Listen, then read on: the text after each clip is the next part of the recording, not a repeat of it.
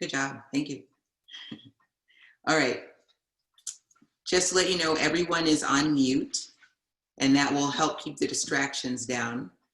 Please do not unmute yourself. If you have questions, the chat feature is enabled, so you can type in questions and we'll do our best to answer them. If we don't get to all of the questions, I'll just ask for your forgiveness and your patience in advance. We will definitely answer any questions that you have on our website.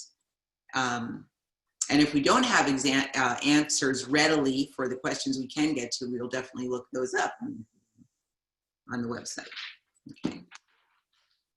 Okay. With that, I will introduce Erin. She's going to take us through the first part of the program.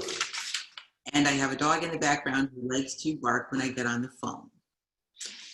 Erin Sinnaeve is a family practice nurse practitioner with a doctor of nursing practice. She practices lifestyle medicine as a nutrition coach at Thrive Plant Life, which she owns. She also practices at Advocate Aurora Health in allergy immunology and teaches in the nurse practitioner program at Chamberlain University. Her mission is to empower people to improve their health with evidence-based therapies and lifestyle behaviors such as diet, exercise, sleep, and stress management. I'll hand it over to you, Erin. Great. Thank you, Meryl.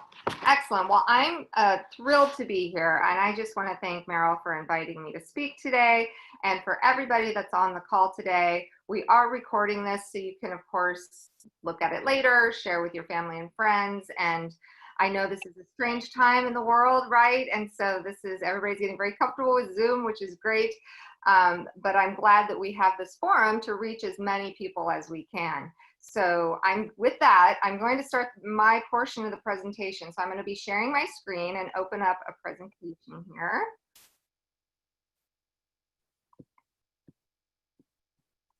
All right.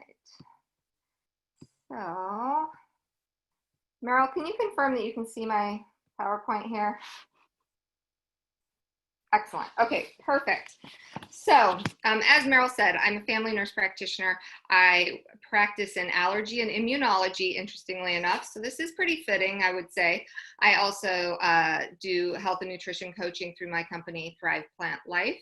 We have a website, thriveplantlife.com, as well as I also teach for the next generation of nurse practitioners. So, and I'm very, very proud to be a member of the Chicagoland plant-based nutrition movement. And so please check out our website, and there's tons and tons of information. But today, the purpose of today is to talk about optimizing the immune system through lifestyle. I do want to put this disclaimer out there that the content in this presentation is not intended to be a substitute for professional medical advice, diagnosis, or treatment. Always seek the advice of your qualified health practitioner with any questions you have about your health, any medical conditions you might have, or the immune system. So with that, let's get started. So today, what we're going to talk about is health and safety practices to help keep you from getting sick. Some of the things you've probably heard all over the media already, but we're going to reinforce some of that. We're going to talk about just what is immunity, what is it, what happens in our body, what types of immunity we have. We're also going to discuss the role of inflammation as well as gut health as it pertains to immunity. And most importantly, we're going to get into what you can do to empower yourself to optimize your immune system. So the best way to avoid getting sick, whether it's from coronavirus, which we're all familiar with now, or any other infectious disease, is really to avoid getting the germ in the first place, right? So some of the things we're doing now, right, are physical barriers. That's what social distancing is. That's the first one, kind of isolating yourself away from people that might be sick, or, you know, and social distancing, because currently coronavirus is such a very contagious virus that's why we're doing what we're doing now. Face masks. Face masks are obviously something we're going to be seeing more and more of out in, when we're out in the public and in public buildings and that sort of thing. Ideally, face masks with a pore size that is smaller than the size of the particle you're protecting yourself against. That said, I know we don't all have medical grade face masks, so face coverings is one of the things. Washing hands frequently. Wash those hands, right? And I know we're, every time you're touching something, especially when you're going out and coming in, you're gonna wanna wash your hands, as well as cleaning surfaces frequently, especially if you are leaving the home and going back and forth. Those are some of the ways to avoid getting sick. So a common phrase you're hearing, and I put optimize, not boost your immune system. So I'm gonna kind of talk about what I mean by that. You're hearing a lot out there, a common phrase, boosting one's immune system. Semantics aside, the phrase is not exactly accurate when it comes to the immune system. I propose we change it to optimize or strengthen one's immune system. The immune system is one of the most complex systems in the body. And depending on what the disease is and where we are in the disease process, you want to optimize your immunity a little differently and not necessarily boost it all the time, when in reality, for COVID-19 disease, we want to improve some parts of the immune system, and you actually want to suppress other parts depending on what phase you're in. While this presentation is not just specific to COVID-19, I think it's very pertinent to talk about it right now, given the time we are in, right? And so there are actually two immune responses specifically for COVID-19. The first phase of the immune system is protective, where the specific cells try to clear the virus out, okay? This is when we should optimize our immune system. And we want it to be robust to fight off the virus. So that's when people get the fevers, they start feeling not the best. That's because your body is ramping up here, right? However, the second phase of the immune response, which only some people get this, not everybody, but it's an exaggerated destructive response where overstimulation of specific cells cause excessive inflammation, leading to more damage than the virus itself. This is when the people get really short of breath and they're presenting to the ER and having a hard time breathing because their immune system's kind of going crazy. And one of the most dangerous things that is happening in many of these instances with SARS-CoV-2 is called a cytokine storm. And this occurs when a healthy and vigorous immune system confronts the virus and releases a wide variety of inflammatory compounds, including these cytokines. It's basically an immune over-response that can lead to respiratory distress, severe disease, patients getting intubated, and some are dying.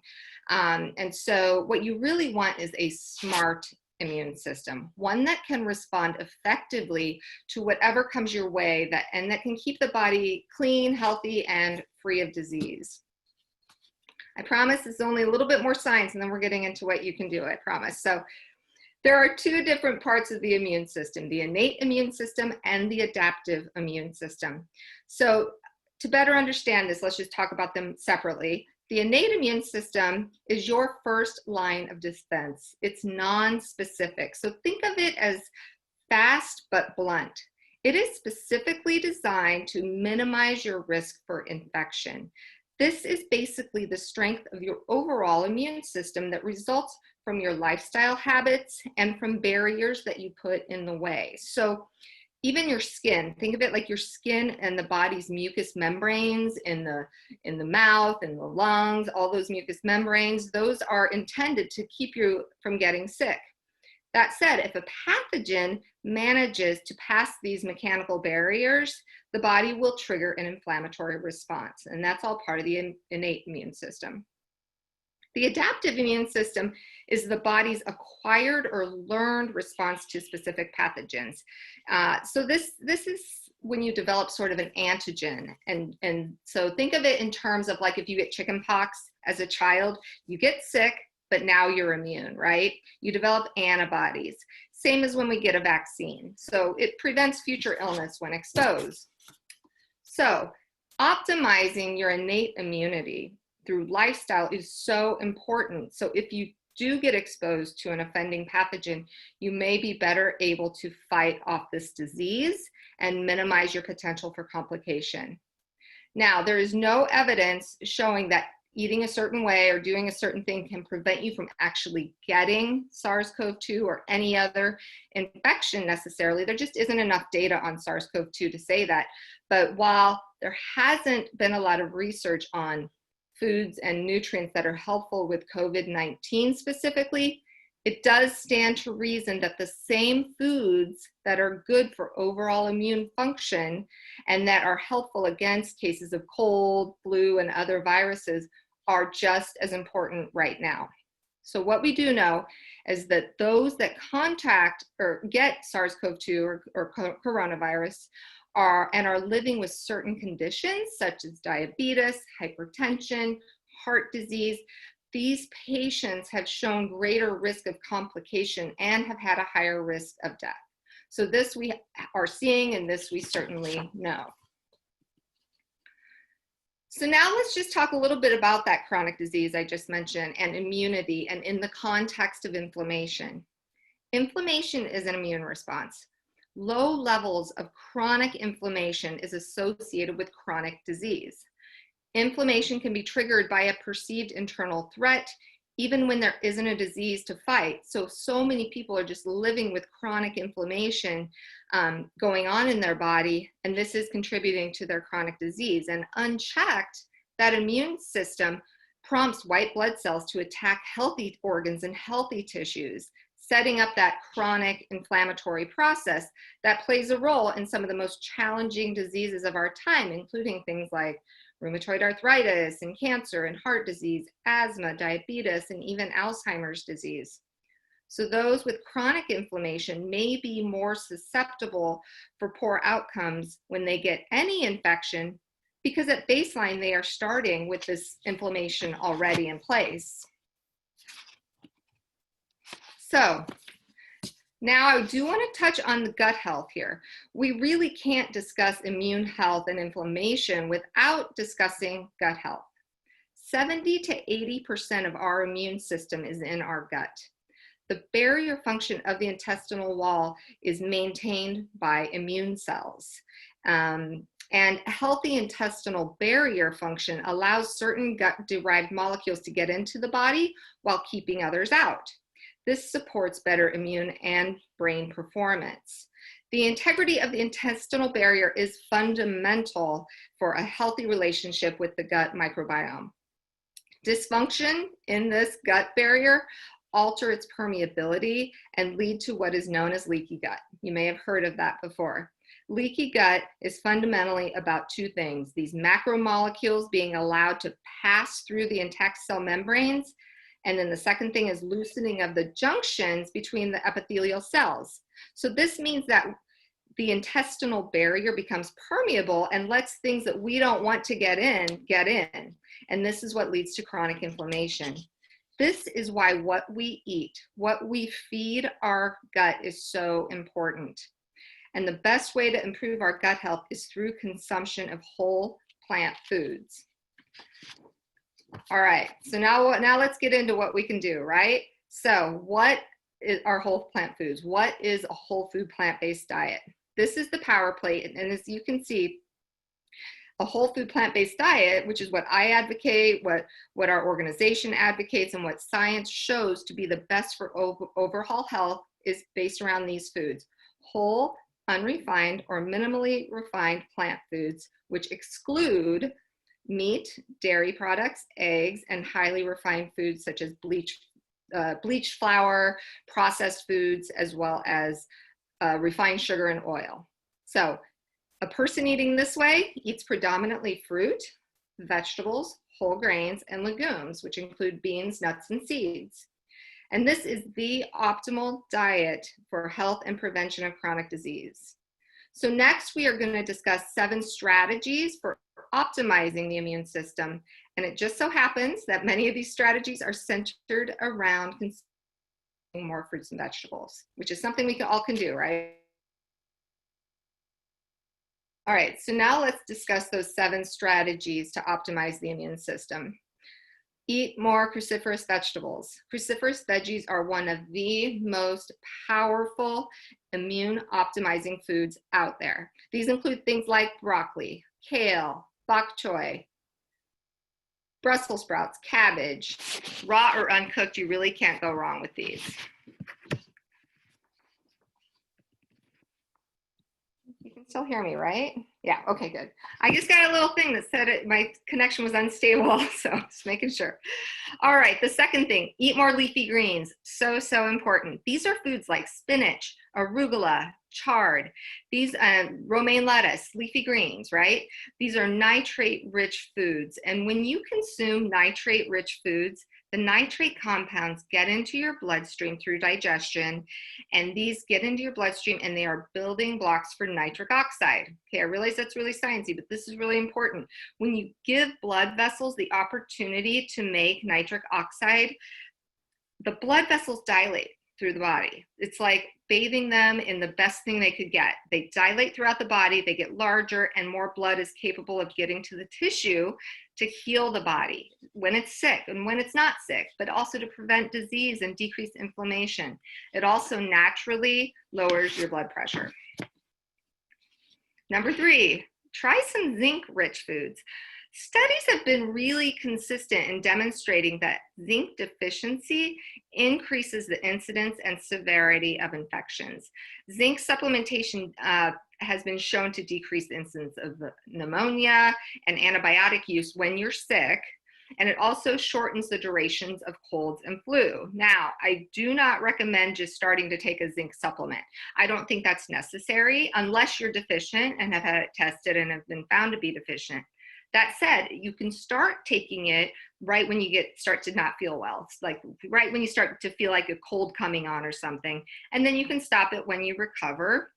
You can also eat lots of zinc-rich foods. So foods that are rich in zinc include things like raw cashews, sunflower and sesame seeds, edamame, black beans, pinto beans, and some of the other foods we mentioned, including broccoli and kale. In my practice, I sometimes check a zinc level as well as some other immune deficiency markers when I have patients that are getting frequent infections requiring antibiotics and that sort of thing. And sometimes I find that they do have a deficiency and they'll take a supplement, but I don't think you need to do that unless you get sick. You can just start taking one, and they have lots over the counter now. All right, the special role of garlic, onion, ginger, mushrooms, and green tea as it pertains to immunity. There is an amazing paper entitled Immunity, Plants as Effective Mediators, which identified the foods with the most immune optimizing activity. The first foods on this list are onions and garlic. They have potent phytonutrients called allicin in them, and what they do is increase your own antioxidant producing ability, which is amazing. Ginger is another immune modulating food. Ginger has been shown through many, many research studies to fight respiratory infections, which is great, right? We're all dealing with that now. And cold and flu season, it's always good to be taking some ginger. You can include ginger in lots of recipes. We throw our smoothies, we throw some in there sometimes in our house. Green tea. Green tea's been around for thousands of years, and it is well known to be a powerful antioxidant. It also reduces blood pressure, blood glucose, and also has anti-carcinogenic properties. Vitamin D. So vitamin D, as you may or may not know, is not found readily in our food supply, which is why they call it the sunshine vitamin, because we get it from sunlight. And given that sunlight during winter months is limited, it may be a factor, a deficiency may be a factor in increasing infections. I test this often too, especially here in the upper Midwest, the northern half of this country. We don't always get enough sunlight, especially in the winter months. And many, many people are deficient and they just don't know it. So this is one of the few supplements I take. I take it daily because maintaining adequate levels of vitamin D is important for supporting immunity. I take 2,000 international units of vitamin D daily, but those with deficiency sometimes require a little bit more. Or you can just sit out in the sun for 10 minutes a day, but that's not always feasible, especially in the winter months. So. All right, eat fiber-rich foods. So as we previously discussed, it is widely known that a healthy gut microbiome supports immune function. So these bacteria produce immune system supporting nutrients. Good bacteria feast on fiber and resistant starch, while bad bacteria, the ones we don't want in there, feast on refined sugar and animal fat. So, of course, where is fiber found? Only in plants. You cannot find fiber in any animal products. So, eating a high fiber, healthy, whole food plant-based diet full of fruits, vegetables, whole grains, legumes, and avoiding animal products, processed foods, and refined sugars will keep your gut healthy. All right, and the last thing is exercise. Research shows that exercise seems to really benefit the immune system. People who exercise regularly have fewer and milder colds, and research shows they have upwards of 46% less respiratory infections than those that are largely sedentary. So lace up your sneakers, get out there. 20 to 30 minutes a day is great. And it's finally warming up here, at least in Illinois, hopefully over the next couple of weeks, so you can get outside or do things in your own home. So in summary, the best thing for supporting your immune system is really doing what you can do with regards to eating a whole food plant-based diet. If you do get a respiratory infection, your chances of survival and of recovering quickly are markedly improved if you are healthy and free of chronic disease.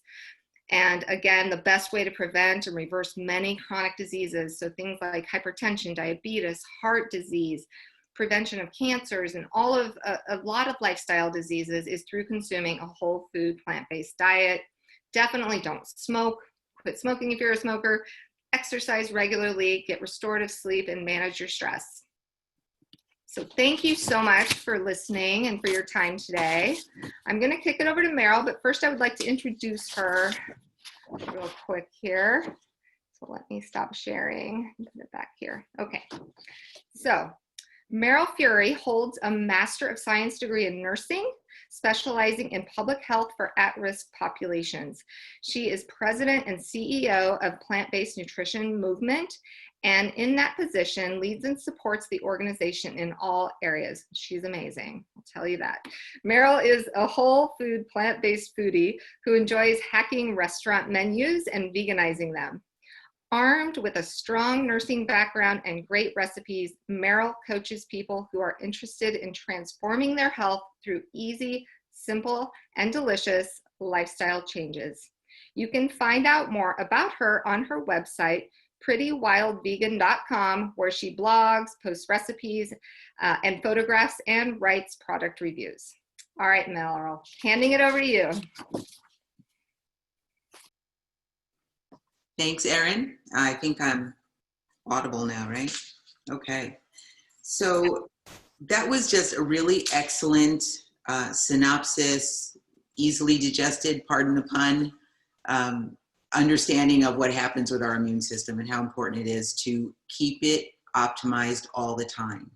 It kind of doesn't make sense to wait till you get sick to try and make a difference. I mean, well, okay, let me change that. It is important no matter when, but if you can keep yourself healthy and keep your immune system strong all the time, your odds of fighting off illness are far greater than if you wait to the last minute when you're already ill. So I think I mentioned I have a cue card girl over here on my right so that she's turning the pages for me. So one of the things that struck me when all of this coronavirus and COVID-19 stuff started coming up, and the anxiety started to rise, and then people started looking at what we could do to make a difference. Well, what could we do to protect ourselves and our families? One of the things that I noticed was that all of the recommendations that came out, there were really about 5 things, and Erin hit on all of them. Basically, it's wash your hands, social distance, keep your hands out of your face, eat more fruits, eat more vegetables. Okay, one more, drink water. That's the main things that you can do. And that is true all the time.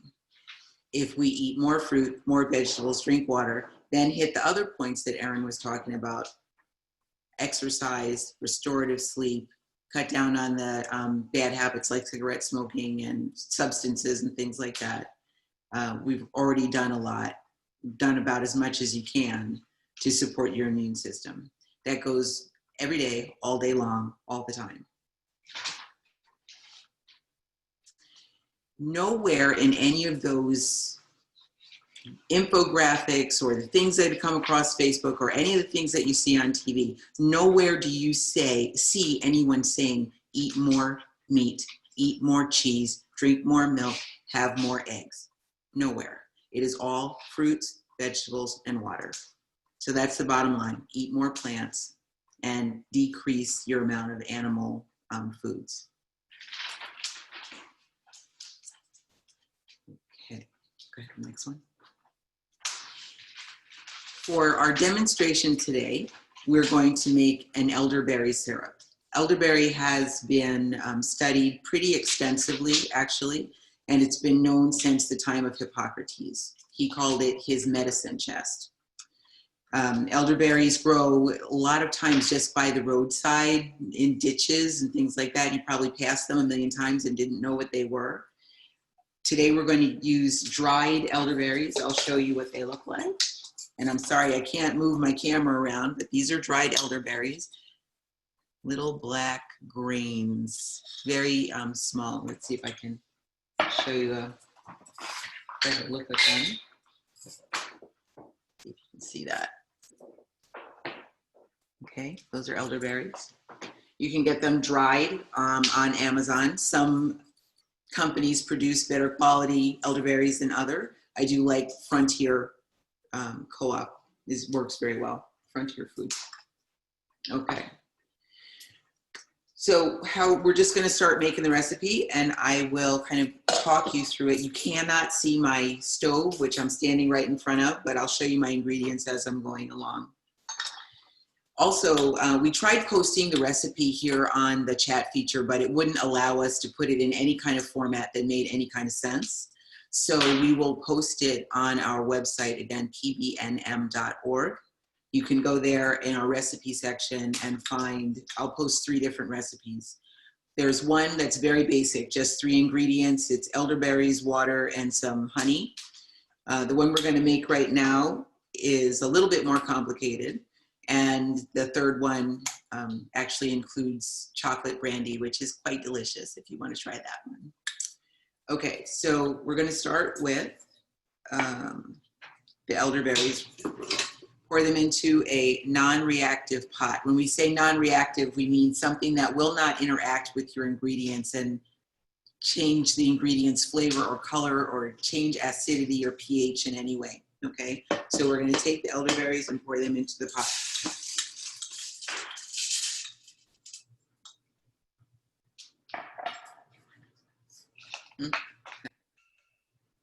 Okay, so that was 2 cups of elderberries dried. Then you have 1 quart of filtered water, not cold, but not hot, like room temperature. Pour that into the pot as well. Next we have ginger, just chopped, rough chopped ginger. It's about an inch to an inch and a half knob of ginger. Just pour that in.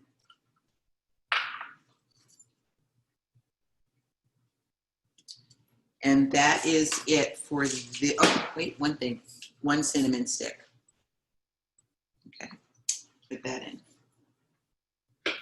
Turn it on and you're gonna let it come to a boil. It takes a little bit for it to come to a boil. We're not gonna sit here and watch we're not gonna watch the pot boil, okay? We're really not gonna do that. But it takes time for it to boil, then you let it simmer for 40 minutes, okay? Then once it's simmered for 40 minutes, you let it sit and steep for an hour, because basically you're making a fruit infusion or a fruit kind of tea, okay?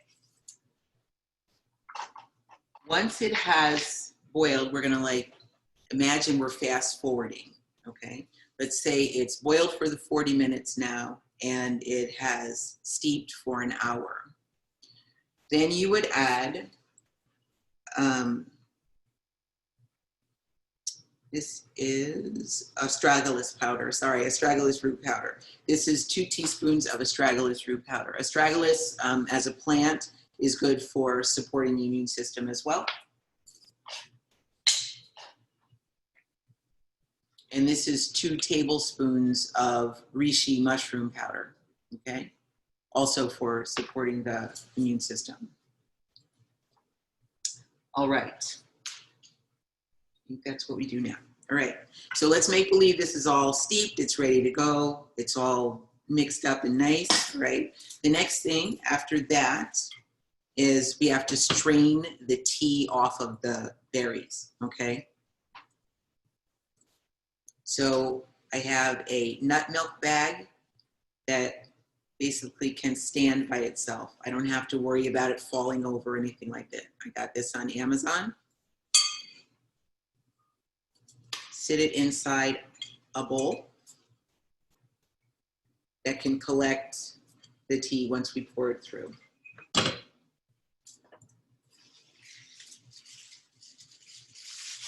Now, elderberries are very well known, like I said, for a long, long time. Hippocrates first wrote about them. They're good as an immune support. They have been studied and found to reduce the length of a flu to 3 days if you take it as directed, which is something like a shot glass a day, or maybe 2. They're also good for supporting the microbiome.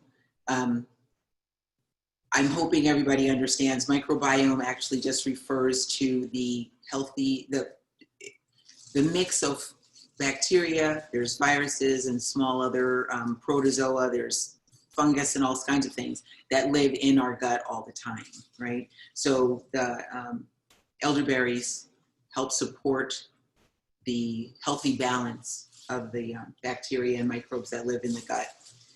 And with that, they help with the immune system, okay? Okay. All right, so I put on gloves when I'm gonna do this straining because the elderberries being so dark, they're actually colored, and gloves are making a lot of noise, but the elderberries are colored by a phytochemical, a plant chemical called anthocyanins. And the anthocyanins are known now to be effective in reducing inflammation. They are implicated also in brain health, diabetes management. There's more and more information coming out about the dark blue color in vegetables or fruits all the time, okay?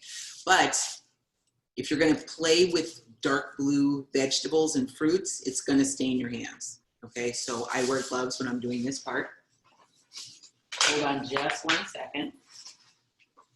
Okay, so I have some of the tea that I made earlier, which I'm just gonna use now to show you how to strain it with the nut milk bag, okay?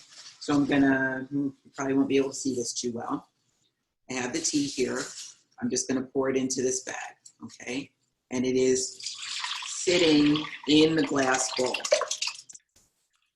I also wanna let you know, like I said, elderberries are extremely fibrous, very high fiber fruits. When they're fresh, they're probably a little bit easier to eat, although they don't recommend you eat them unless they're extremely ripe because they can be poisonous.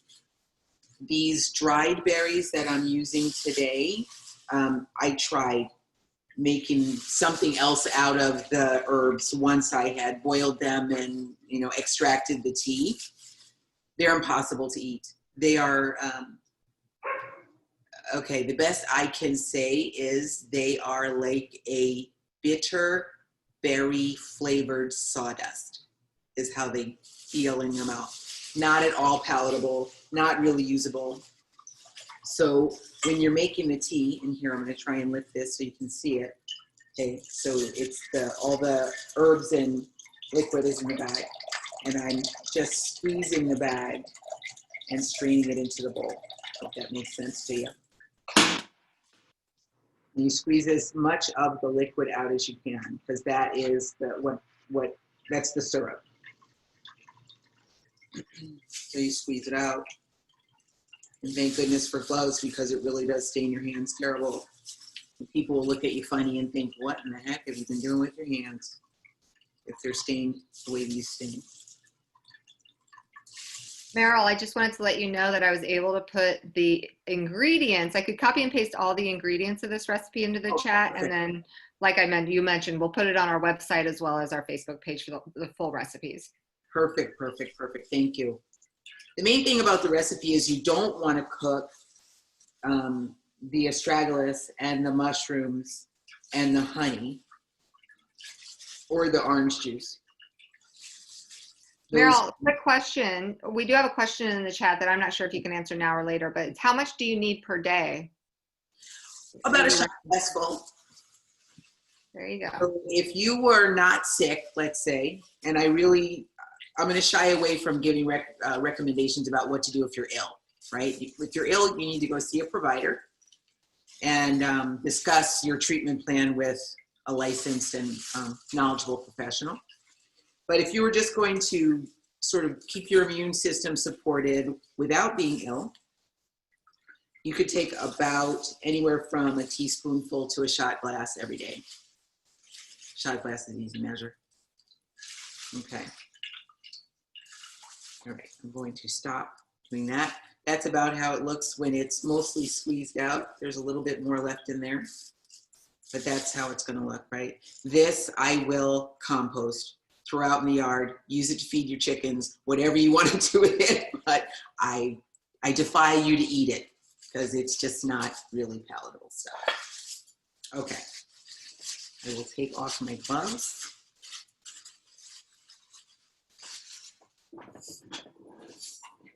Okay, so that's how the tea looks, the syrup that we're going to make, okay? Okay. To that you would add 1 cup of honey. Now, I do use honey. Okay, so let me give you a fine distinction, a little nuance here. Whole food plant-based does not necessarily mean vegan, okay? There's a little bit of a difference. Vegan philosophy is more about not using any animal products at all. Whole food plant-based philosophy is more about eating as many fruits and vegetables and whole grains and unprocessed foods as you can, right? Honey is known to have nutritive properties. I use honey for this. The main thing about making the syrup is that if you have to add a sugar if you want it to last any length of time. It extends its life, right? It's a way to preserve the syrup. Without sugar, it will go bad, sorry to say.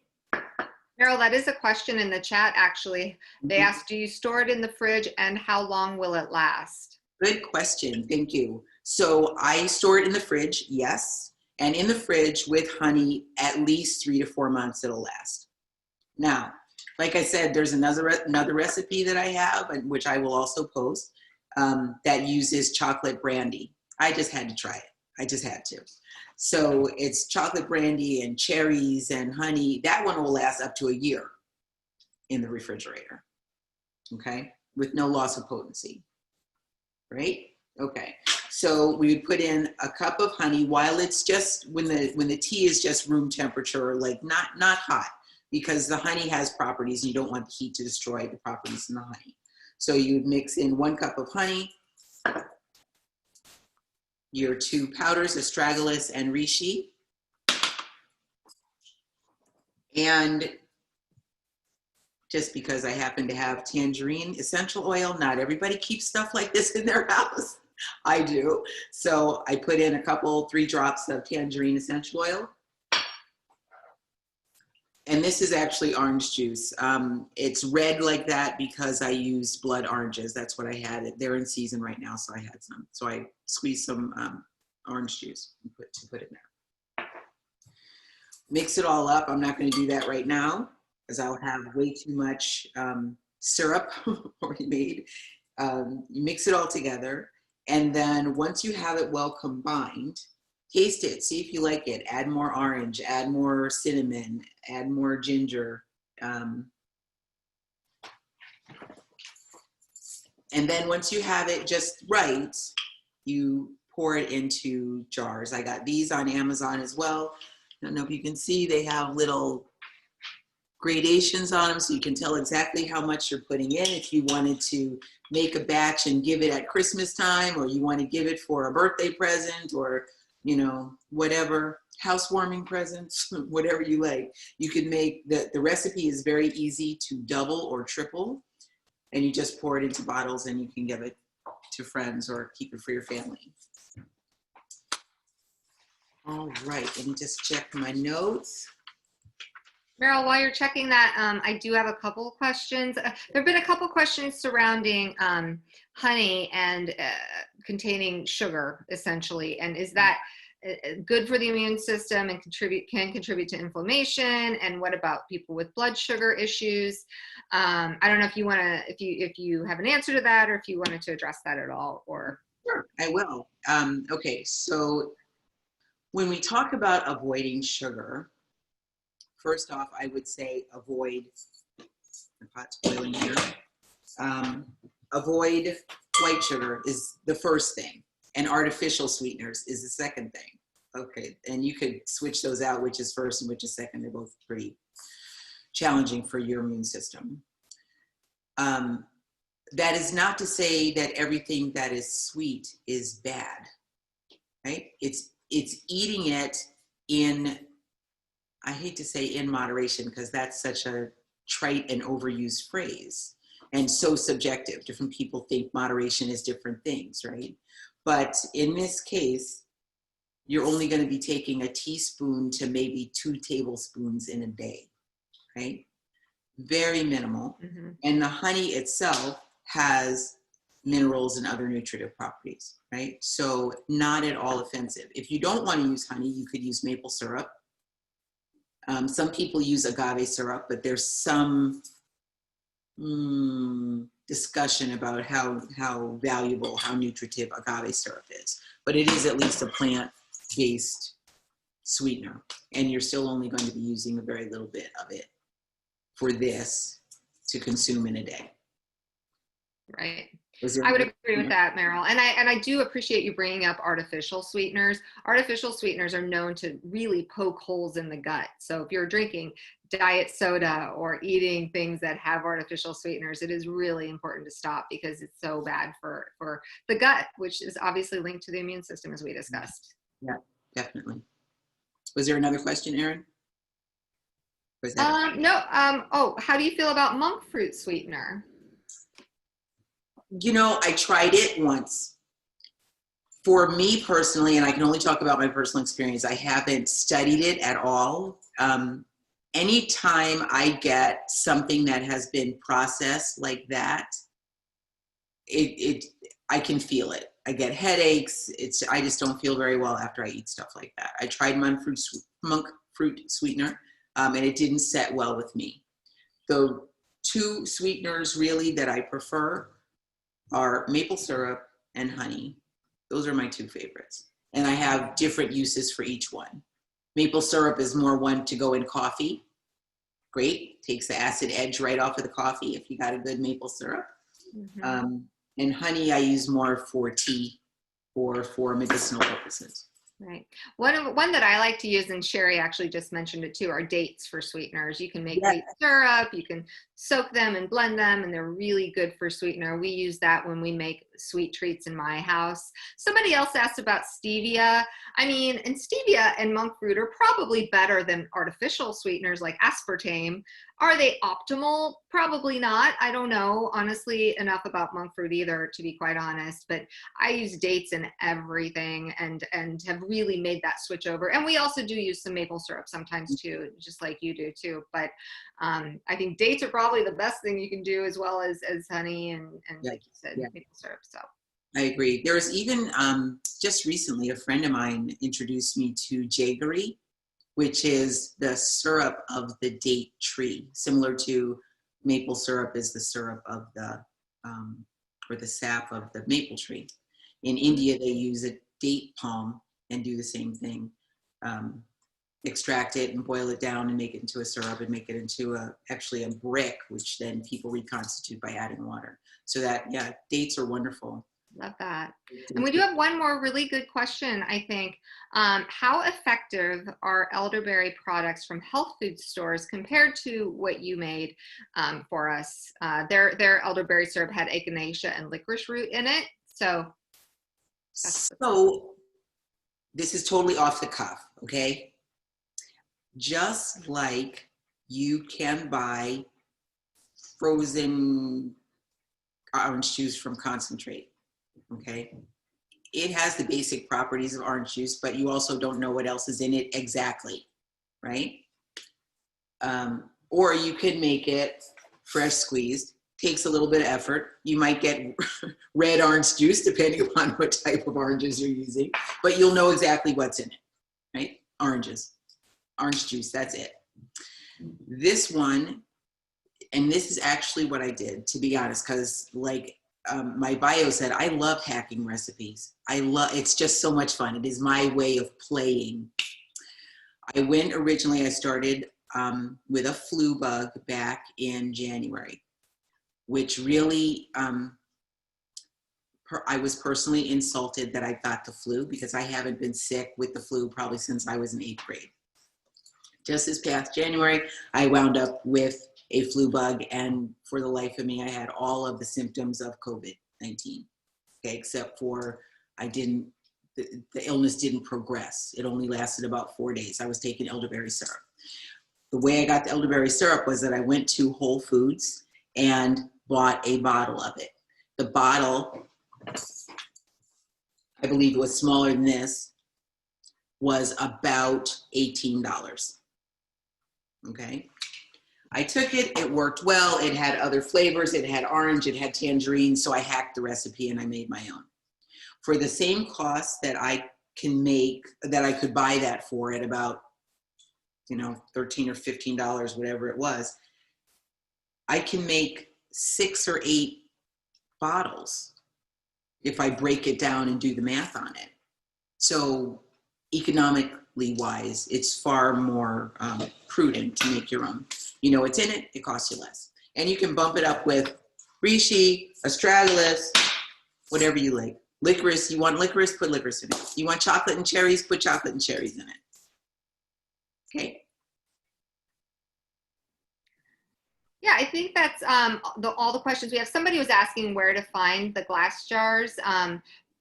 They couldn't find them on Amazon, but I know I've bought glass containers from Amazon. Also, mason jars would work probably if you're looking to store them somewhere. And Sherry said mason jars work just as well too.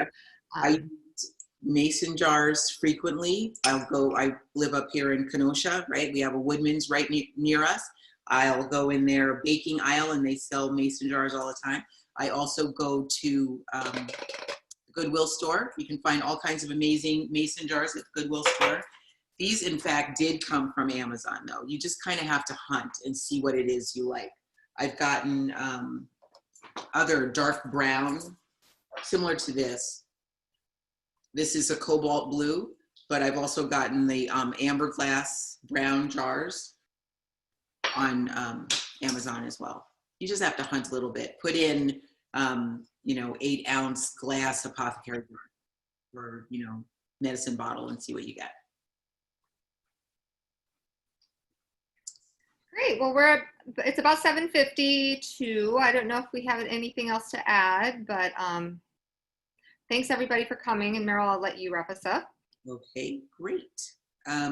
Again, thank everybody. I want to thank everybody for coming. This has been our great first effort, and thanks for your response. I can't really see my screen with glasses on. We're so happy that you enjoyed it. Hope you got a lot out of it. We'll be doing more of these Zoom classrooms, and certainly quite a few of our cooking coaches and our board members are doing cooking classes on Facebook Live. So please keep your eyes open for that. I